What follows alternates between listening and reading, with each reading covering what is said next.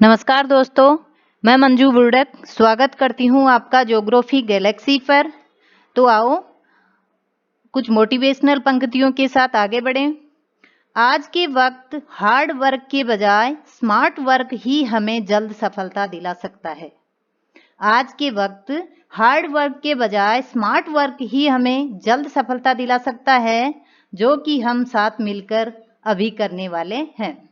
तो आइए हम सब मिलकर स्मार्ट वर्क करते हुए अपने टॉपिक पर पहुंचते हैं। पृथ्वी की आंतरिक संरचना, जो कि first grade second paper geography का पहला टॉपिक है। आज से हम प्रत्येक दिन इस ज्योग्राफी गैलेक्सी प्लेटफॉर्म पर डिस्कस करेंगे और अपना सिलेबस कवर करते हुए आगे बढ़ेंगे। देखिए, पृथ्वी की जो आंतरिक संरचना है उसका मैंने 2 पार्टों में लिया है। ठीक है, 2 पार्टों में लिया है मैंने। आधा जो चैप्टर है उसको आज कर लेंगे हम, आधा चैप्टर अगले वीडियो में करेंगे। सबसे पहले हम बात करें पृथ्वी की आंतरिक संरचना के बारे में, तो देखिए ये ज्ञान जो है वो अत्यंत सीमित है। अभी भी हम इस एकदम हमारे जो वैज्ञानिक है, भूगोलवेता है, वो फाइनल डिसीजन पर नहीं पहुंचे हैं कि आखिर पृथ्वी के अंदर है क्या। बाकी अनुमान लगा रहे हैं कि पृथ्वी का जो आंतरिक भाग है उसकी संरचना कैसी है, किन जो ये चीजों से बना हुआ है। इस प्रकार पृथ्वी की त्रिज्या की बात करें तो वो है 6371 किलोमीटर। अगर पृथ्वी की त्रिज्या 6371 किलोमीटर है तो व्यास हुआ 12742 किलोमीटर, जो बहुत ज्यादा है।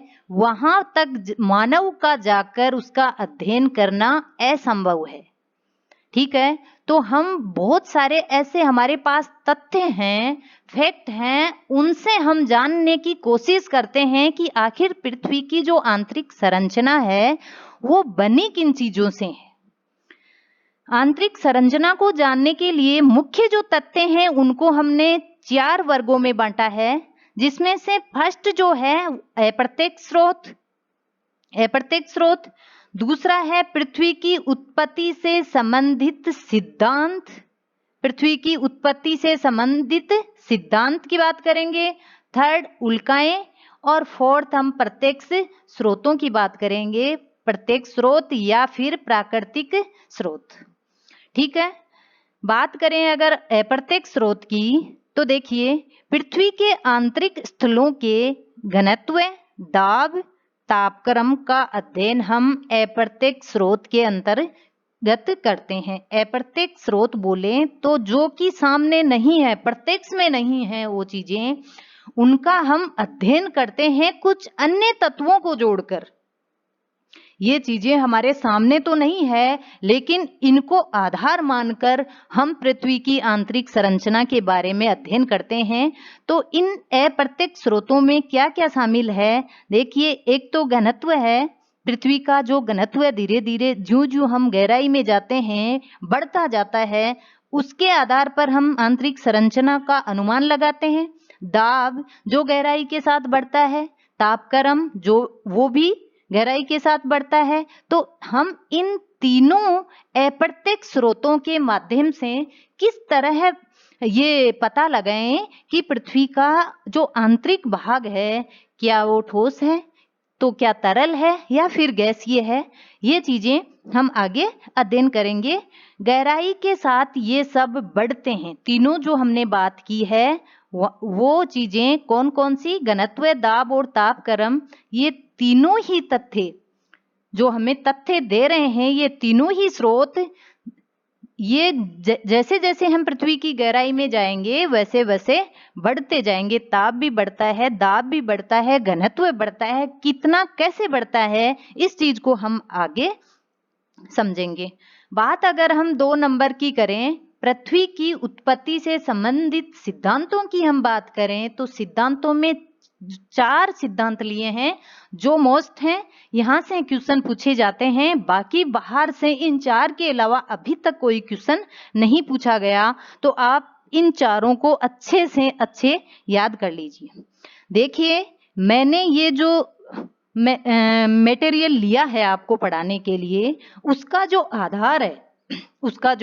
आधार है वो सबसे मोस्ट जो अपनी किताबें text books RBSC plus CBSE की जो किताबें हैं, टेक्स्ट बुक्स हैं, ऑथेंटिक जो मटेरियल माना जाता है जिसको, वो बुक्स प्लस ये जो सविंदर सिंह की भू आकृतिक विज्ञान है, वहां से मैंने इस मटेरियल को आधार बनाया है, वहां से लिया है। इसमें कोई मिस्टेक नहीं है। फिर भी अगर आपको कहीं कोई लग रही है त्रुटि, तो आप मुझे इन्फॉर्म कीजिए, आप मुझे कमेंट कीजिए और पूछिए और बताइए। ठीक है, तो हम बात कर रहे थे सिद्धांतों की। इन सिद्धांतों में पहला जो सिद्धांत है वो है वायत्व निहारिका परिकल्पना। क्या नाम है सिद्धांत का? वायत्व निहारिका परिकल्पना, जो लाप्लास महोदय ने दिया था। इन्होंने कहा था कि पृथ्वी अंदर से तरल है। ठीक है, क्या कहा इन्होंने? कि पृथ्वी अंदर से तरल है। दूसरा नंबर ग्रहणु परिकल्पना, दूसरा सिद्धांत जो है वो है ग्रहणु परिकल्पना, जिन्होंने चैम्बलिन तथा मोल्टन नामक भूगोलवेताओं ने क्या कहा कि पृथ्वी तो अंदर से तरल नहीं है भाई साहब, ये तो क्या है? ठोस है। ठीक है, वायत्व निहारिका के अनुसार पृथ्वी तरल थी, ग्रहणु परिकल्पना के अनुसार पृथ्वी ठोस हो गई, और ज्वारीय जो परिकल्पना है, जेम्स और जिम्स की जो एक सिद्धांत है ज्वारीय परिकल्पना, उनके अनुसार पृथ्वी फिर तरल है। फोर्थ हो जाएगा जेफ्रीज और रीटर का सिद्धांत है, उनके अनुसार तो पृथ्वी गैसीय है अंदर से। ठीक है, तो इन चारों सिद्धांतों के हिसाब से भी हम इन तथ्यों को ध्यान में रखते हुए पृथ्वी की आंतरिक संरचना का अनुमान लगा रहे हैं, अध्ययन कर रहे हैं। थर्ड जो नंबर है उल्काएं हैं। थर्ड जो नंबर है उल्काएं हैं। उल्काओं के आधार पर भी हम क्यों थोड़ा अध्ययन करते हैं, अध्ययन करने की कोशिश करते हैं, क्योंकि उल्का जो है वो भी एक पृथ्वी की तरह ही रचना है।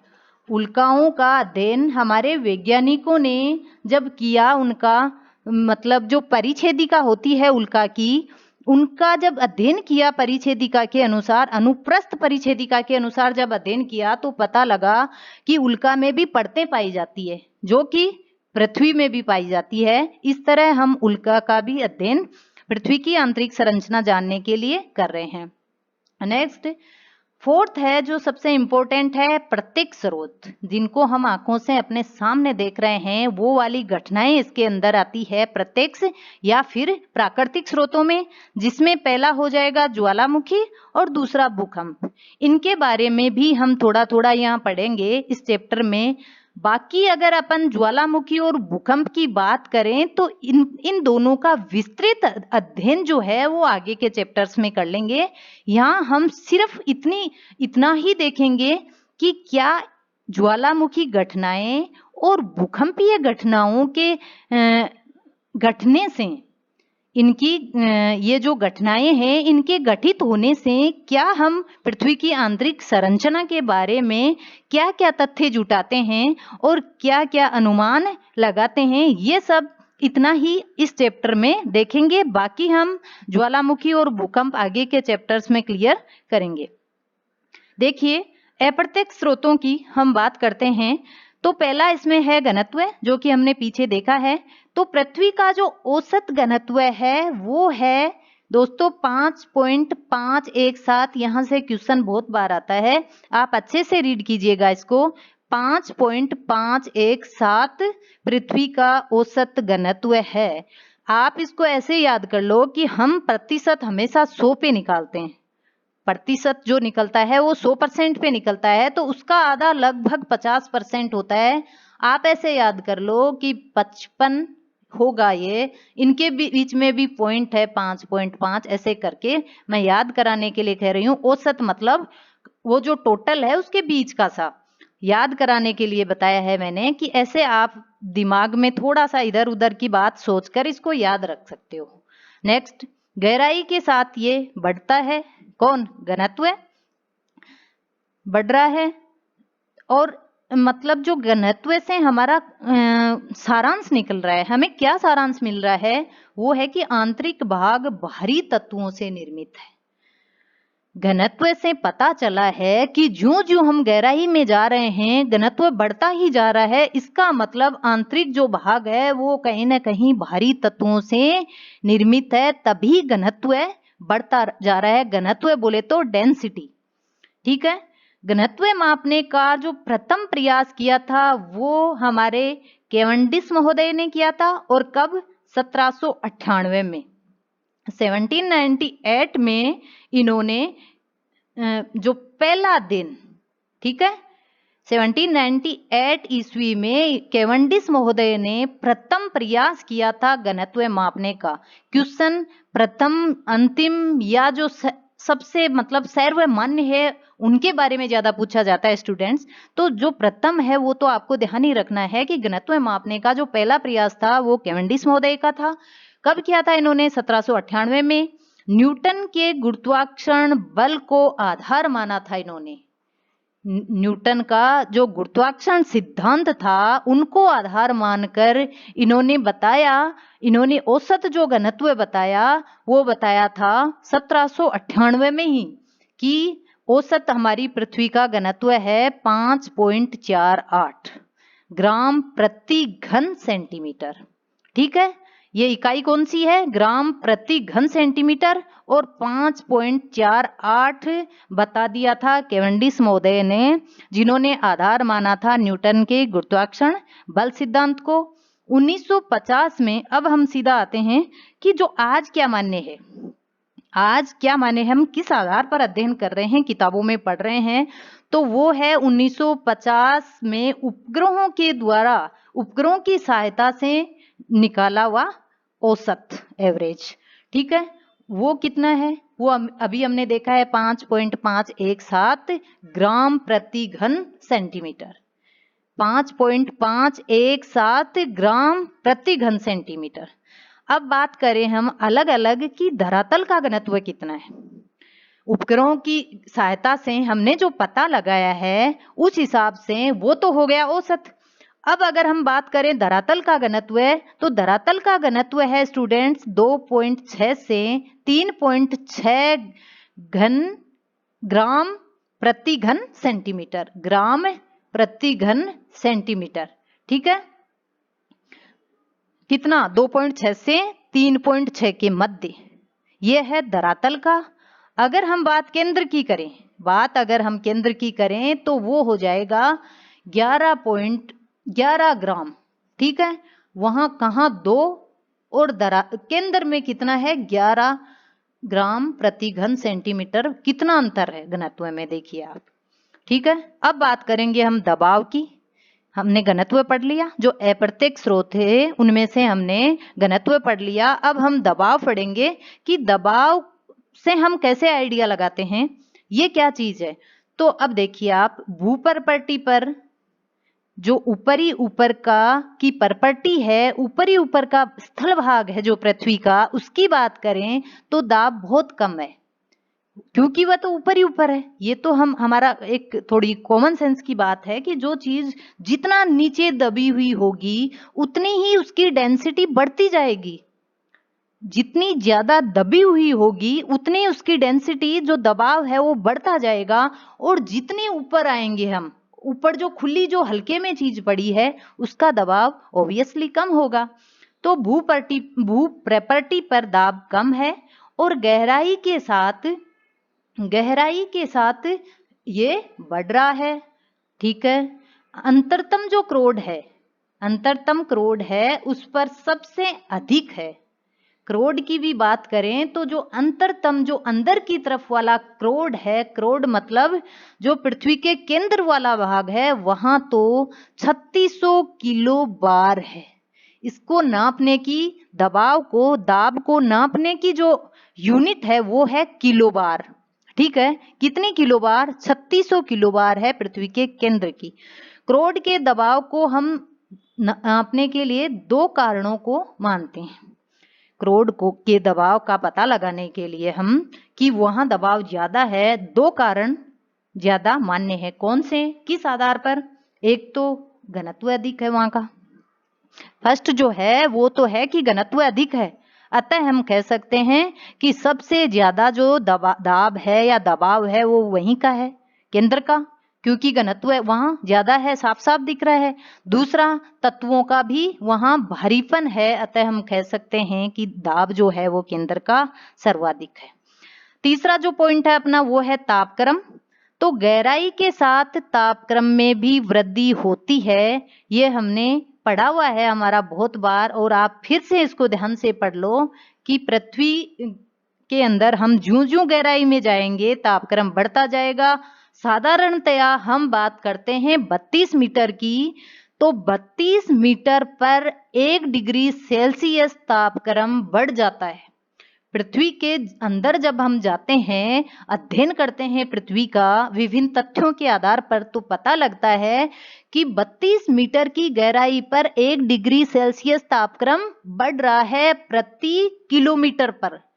1 डिग्री सेल्सियस तापक्रम प्रति किलोमीटर पर बढ़ रहा है। साधारणतया हम ये चीज मानते हैं, लेकिन क्या सब जगह ये समान है? नहीं, सब जगह ये समान नहीं है। तो फिर तो मैंने जो लिस्ट बनाई है इसको आप अच्छे से देख लो।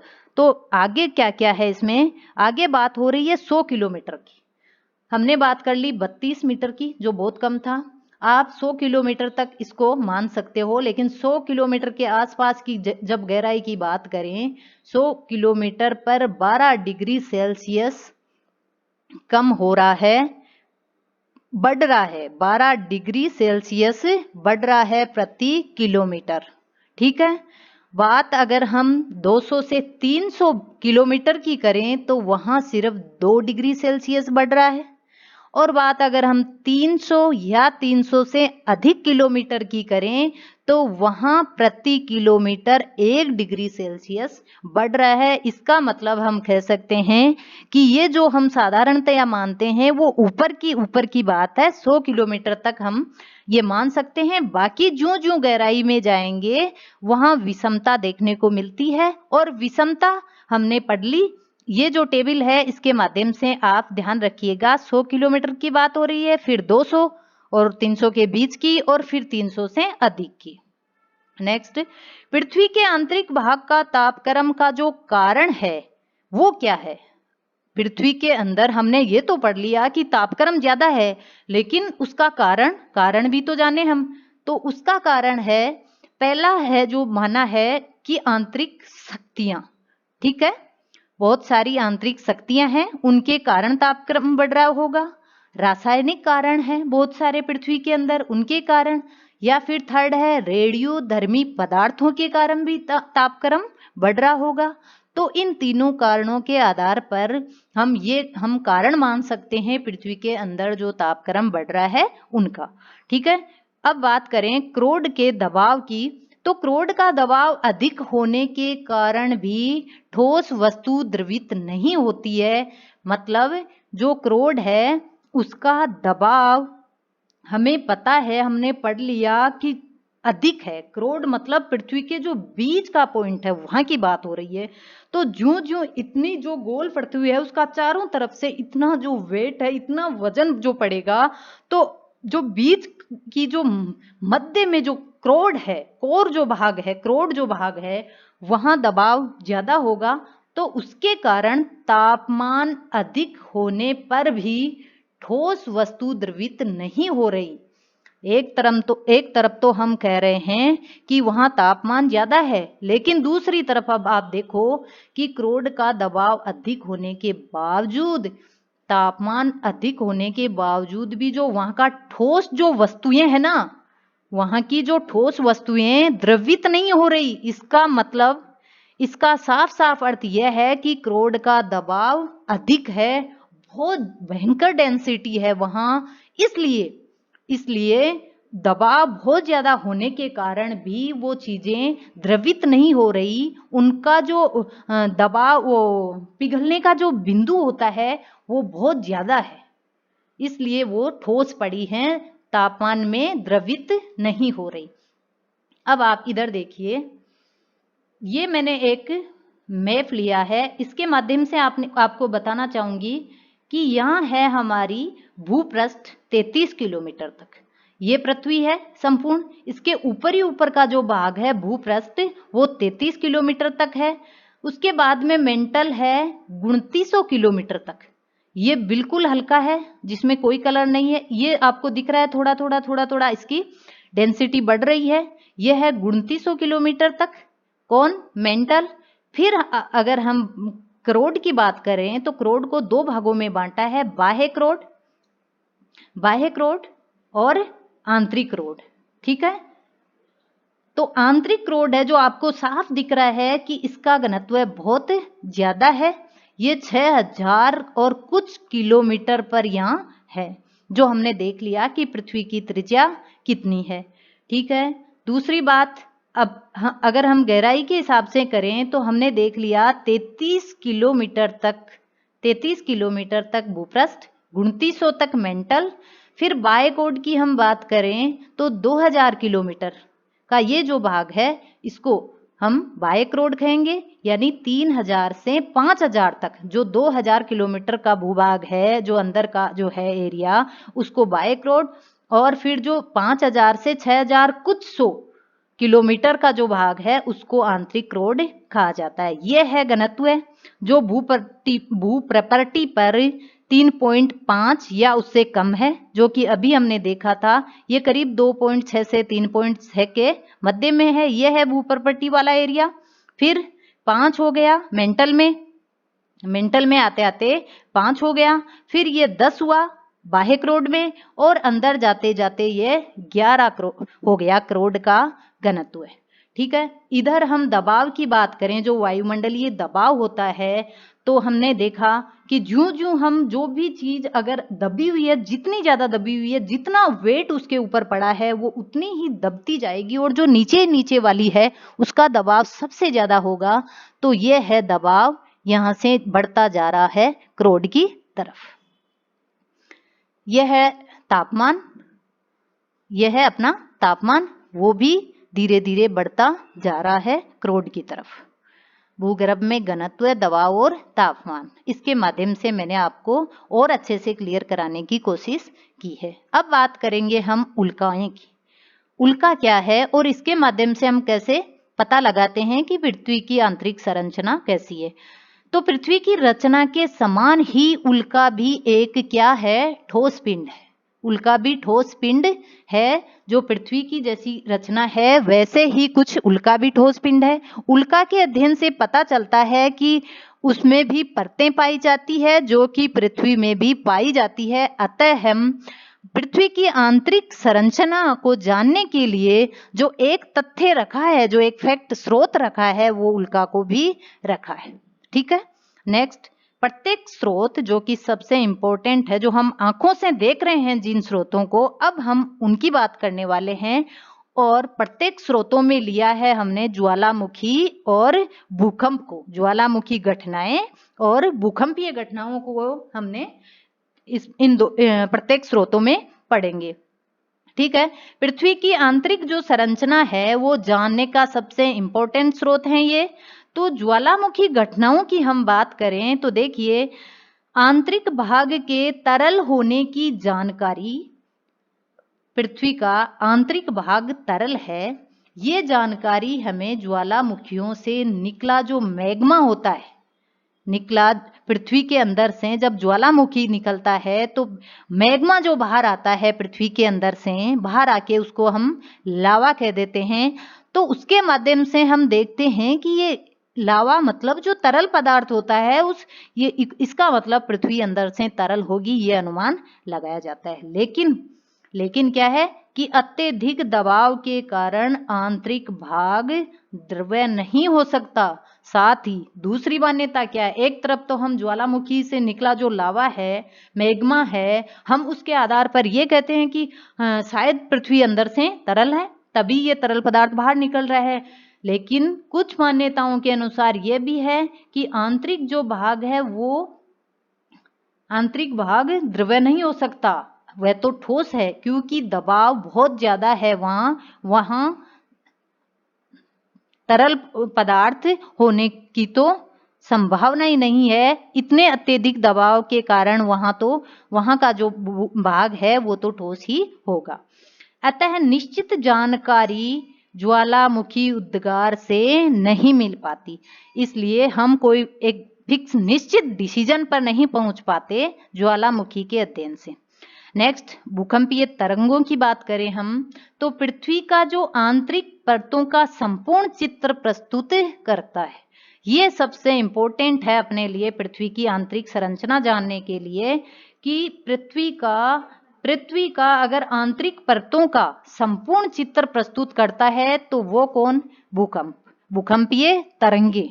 ठीक है, मुख्यतः ये 3 तरह की होती है भूकंपीय तरंगे। कौन कौन सी, प्राथमिक, ये देखिए मैंने ऐसे इसको टेबल बना के डाला है कि आपको अच्छे से पढ़ने में सुविधा हो और याद करने में भी। पहला जो है प्राथमिक, या फिर उसको हम अनुदैर्घ्य तरंग भी कहते हैं। पहली जो तरंग है प्राथमिक या अनुदैर्घ्य, दूसरी है द्वितीयक या फिर उसको हम अनुप्रस्थ कह सकते हैं, द्वितीयक या अनुप्रस्थ कहेंगे, और थर्ड जो है अपनी वो है धरातलीय तरंग। अगर हम इनका शॉर्ट में नाम बताऊं मैं आपको तो ये है हमारी पी तरंग, ये है अपनी पी तरंग, अरे यार सॉरी, यह है पी तरंग, यह है द्वितीय अनुप्रस्थ में हो जाएगी द्वितीयक यानी सेकेंडरी एस तरंग, और यह है धरातलीय यानी एल तरंग। ठीक है, क्योंकि धरातलीय तरंग को एल क्यों कहा, इनके जो खोजकर्ता थे वो उनका नाम था HD लवमोदय, ऐसे करके उनका नाम था, तो उनके नाम पर ही निकाल लिया यानी एल तरंग जो थर्ड वाली है। अब देखिए इन तीनों के बारे में जानकारी। ठोस प्राथमिक तरंग की बात हो रही है, पी जो तरंग है ये ठोस, गैस और द्रव्य, क्या क्या कहा मैंने, ठोस, गैस और द्रव्य तीनों पदार्थों में, ठोस पदार्थ हो, गैसीय हो या द्रव्य हो, तीनों ही पदार्थों में संचरण होता है। किसका, पी का। तो ठोस में इतना जरूर है कि ये ठोस में और ज्यादा तीव्र हो जाती है। ठोस में क्या होता है, इसका पी जो तरंग है वो और तीव्र हो जाती है। बाकी अगर बात करें तो ये ठोस और गैस और द्रव्य तीनों में ही संचरण करती है। नेक्स्ट, तरल भाग में बिल्कुल लुप्त हो जाती है कौन, एस तरंगे, जो सेकेंडरी या फिर द्वितीयक या फिर अनुप्रस्थ कह सकते हो आप, या फिर गौण तरंग भी कह सकते हो। ये वाली क्या है कि तरल जो भाग है उसमें लुप्त हो रही है, जबकि हमने अभी पढ़ा कि पी तरंग है वो तीनों में संचरण कर रही है, तीनों पदार्थों में संचरण कर रही है। बात अगर हम धरातलीय तरंग की करें, एल तरंग की करें, तो इसका धरातल के ऊपर संचलन होता है, तभी इसका नाम धरातलीय पड़ा है। ये पृथ्वी के अंदर से होकर न होके धरातल के ऊपर चलती है। ठीक है, धरातल के ऊपर संचलन होता है। नेक्स्ट बात करें तो सर्वाधिक जो तीव्र है वो यही तरंग है, कौन, पी। सबसे पहले पृथ्वी पर पहुंचने वाली तरंग है पी, उसके बाद में एस, और लास्ट में पहुंचती है धरातलीय तरंग। ठीक है, ओल्डहम के अनुसार, ओल्डहम एक भूगोलवेता हैं जिन्होंने बताया कि 120 डिग्री पर ये लुप्त हो जाती है, कौन, सेकेंडरी। ठीक है, नेक्स्ट, मार्ग कैसा है इनका, तो मार्ग की हम बात करें तो प्राथमिक या अनुदैर्घ्य जो है उनका मार्ग है अवतल। कैसा है मार्ग, अवतल। और बात की जाए अगर दोनों का अवतल है, बात कर लो आप पी की या बात कर लो आप एस की, इन दोनों का ही जो मार्ग है वो क्या है, दोनों का ही मार्ग अवतल है। धरातल मार्ग, अगर अपन धरातलीय तरंग की बात करें, धरातलीय तरंग की बात करें तो यह है उत्तल, इसका मार्ग है उत्तल। ठीक है, यहां से भी क्वेश्चन पूछा जाता है कि कौन सी अवतल है और कौन सी उत्तल है, अवतल कैसे होती है और उत्तल कैसे होती है, ये मैं आगे आपको दिखाऊंगी, मैप में दिखाऊंगी। ठीक है, धरातल पर सबसे पहले प्रकट होती है कौन? पी तरंग। पी तरंग के बाद प्रकट होती है एस और उसके बाद में अंत में प्रकट होती है एल।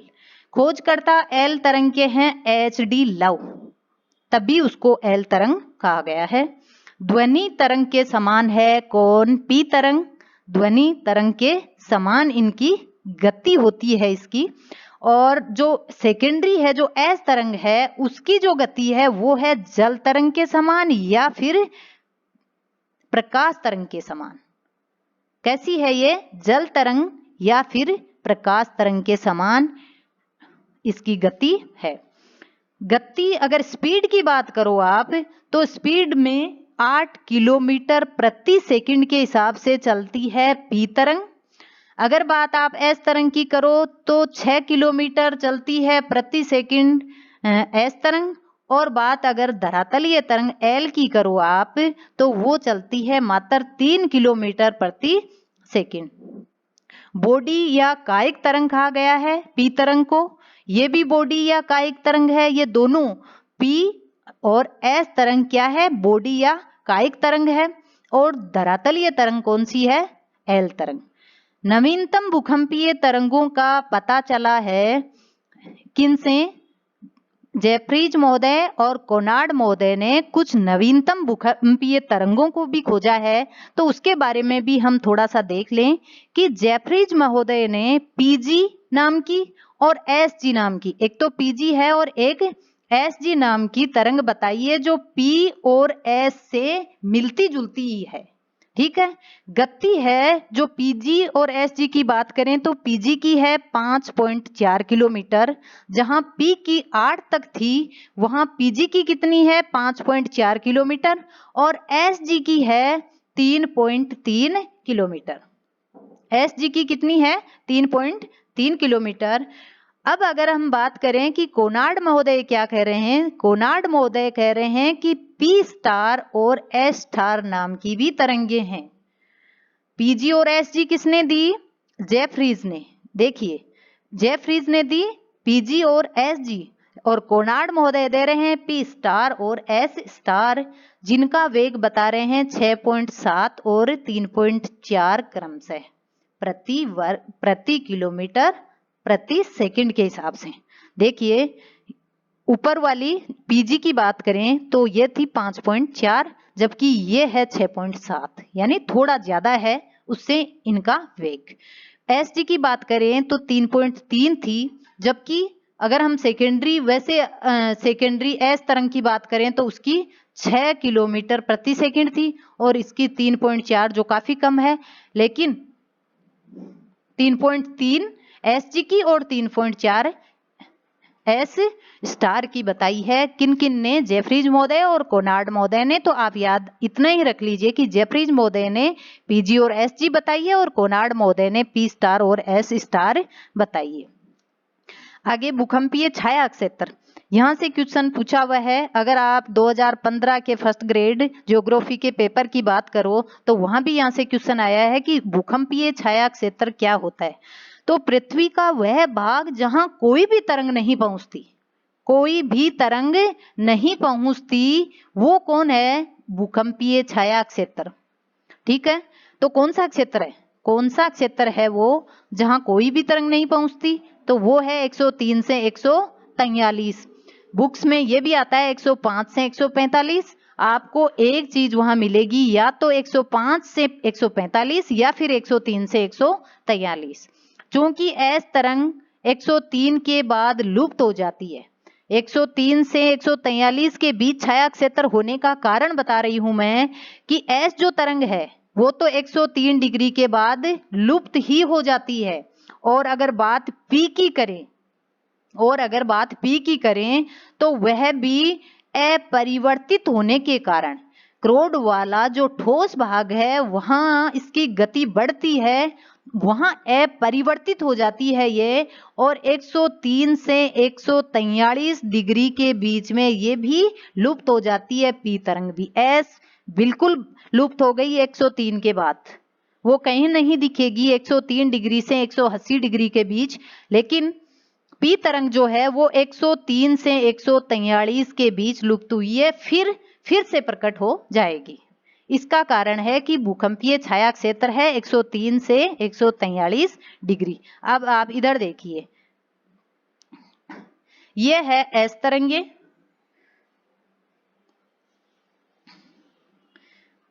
एस तरंगे जो कि देखिए ये है अवतल। हमने अभी पढ़ा कि पी और एस का जो मार्ग है वो अवतल है, ये होता है अवतल। ठीक है, ये दोनों पी और एस क्या है, अवतल हैं। 105 डिग्री तक ये इनका संचलन है, 105 डिग्री तक। यहां ये छाया क्षेत्र आ गया, पी और एस का दोनों का ये छाया क्षेत्र आ गया।